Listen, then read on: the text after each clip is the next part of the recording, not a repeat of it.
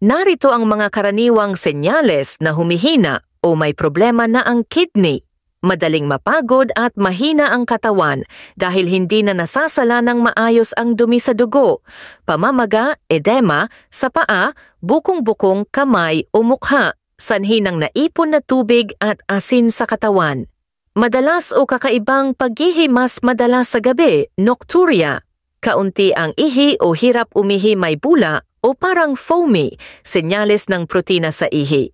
May kasamang dugo, mataas na presyon ng dugo dahil hindi na nakokontrol ng kidney ang fluid balance, pagbabago sa balat, pangangati, panunuyo o pamumutla.